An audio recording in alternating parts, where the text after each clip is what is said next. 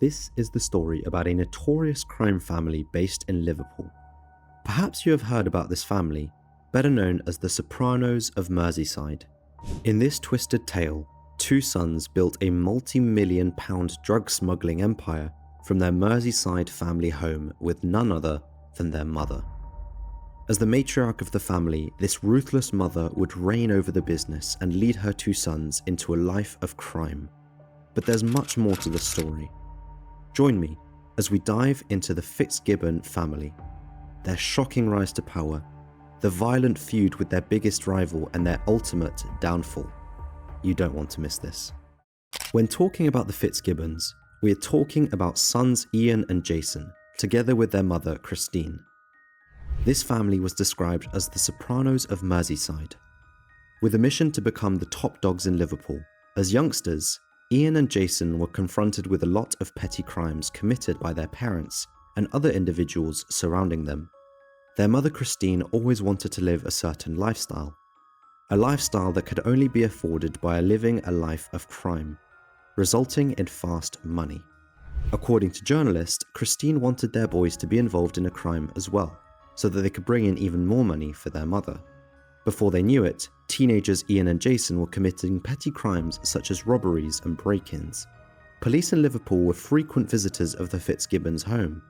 One certainty was that whenever they would knock on the door, Christine was more than ready to give them a not-so-warm welcome. She absolutely despised the police. Her behaviour would rub off on her sons. Merseyside policeman Mike Halligan told in an interview that he once stopped one of the brothers in his car.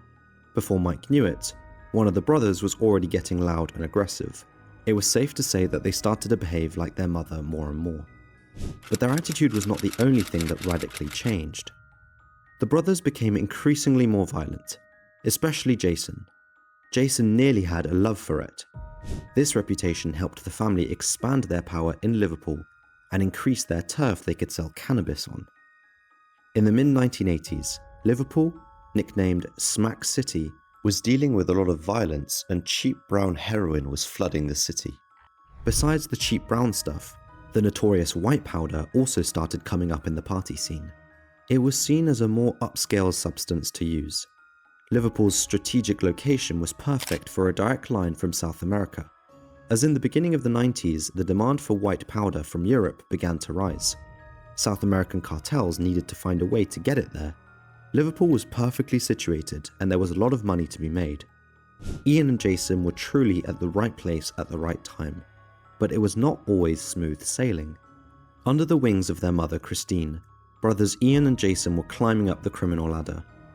From selling relatively innocent amounts of cannabis to selling what can be deemed as the ultimate moneymaker in the underworld, coke, Ian would become the businessman of the duo. He understood the market, supply and demand, and was a good negotiator. Jason, however, was still the aggressor. He solved matters with his fists rather than words. The matriarch of the family, Christine, was overlooking both of the brothers and was ultimately the head of the family business. The Fitzgibbons were growing, but they were about to face a tough challenge. This challenge would go by the name of Curtis Warren.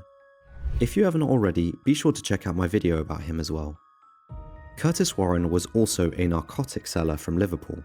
He was a true rival to the Fitzgibbons, as he was battling them for the same turf in Liverpool.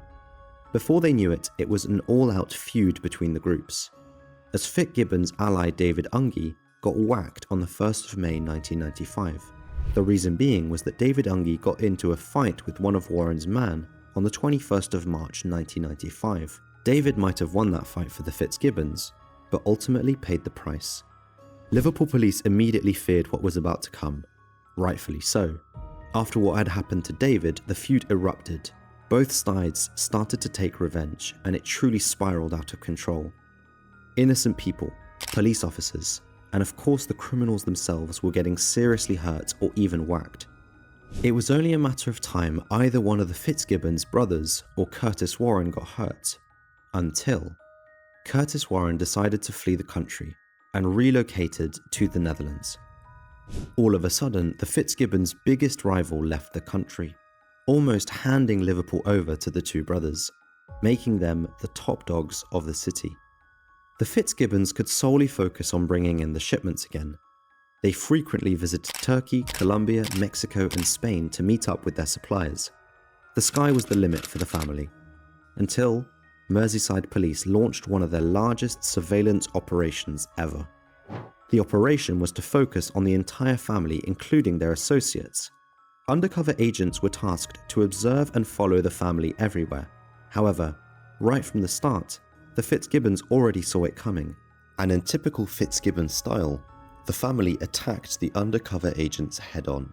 According to former police officers involved in the investigations, the brothers had tried to pull agents out of their surveillance cars, chase them, provoke them, and threaten them.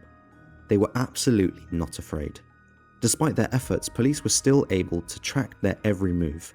Even when the brothers went down to London in July 1995 to do a deal with a Turkish crime group, they were followed by undercover agents. Pictures show the Fitzgibbons together with the head of the Turkish crime group and his associates. One of the associates was photographed with a bag. After further investigation, this bag was filled with heroin. Business was booming until police decided to take action in October 1999. During multiple police raids, the brothers and 10 of their associates were arrested. Ian gets 7 years, and Jason gets 8. By 2006, both brothers were released. Within a short matter of time, they were back in business and determined to come back better and stronger. Their freedom was not for long though. British and Dutch police opted to work together. Ian and Jason were in the midst of trafficking narcotics to the Netherlands. After having their phones tapped, they were arrested and extradited to the Netherlands in 2007. Funnily enough, just as Curtis Warren got released, Curtis would not be a free man for long, as he would find himself in jail once again just weeks after his release in the Netherlands. While Curtis, their biggest rival, is jailed in the UK again, the Fitzgibbon brothers caught a lucky break as their case collapsed and were both free men again. But that did not mean Merseyside police would let them live in peace. If anything, pressure was now really about to build. Merseyside police started surveillance once again, but this time turned it up a notch. The SOCA, Serious Organised Crime Agency, managed to put a direct tap inside the Merseyside home of the Fitzgibbons. This allowed them to literally listen to all the conversations that took place inside the home, as if they were sitting at the kitchen table with one of Liverpool's most notorious crime families. It provided an intriguing and unbelievable insight into the family. The brothers can be heard arguing amongst each other about who is the better criminal. Jason said, I told them, whatever he can do more, I can do 10 times better. How can you? They can also be heard singing,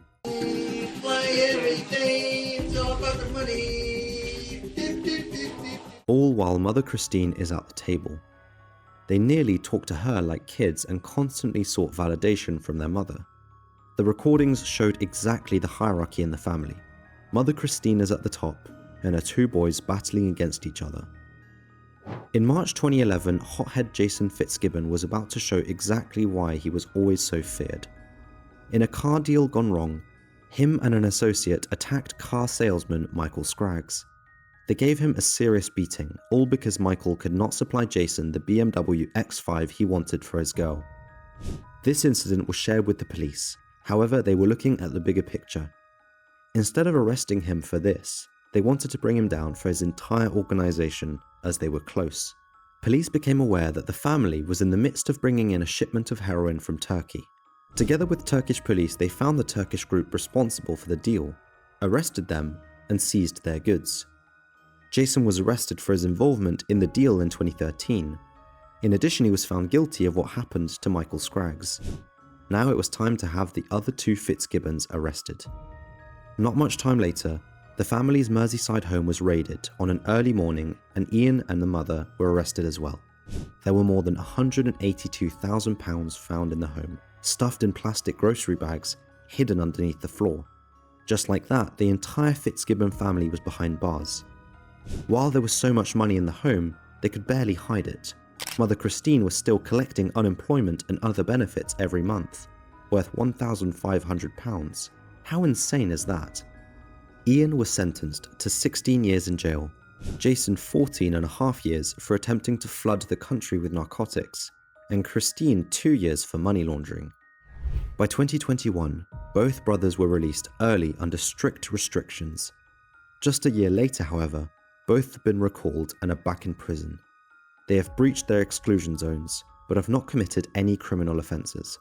Mother Christine Fitzgibbon served her 2 years and recently appeared at the Liverpool Crown Court with her grandson Ian Fitzgibbon Jr., who had to appear for selling cannabis. Is she back to building another empire with her grandson? You tell me. Let me know in the comments down below. See you in the next one.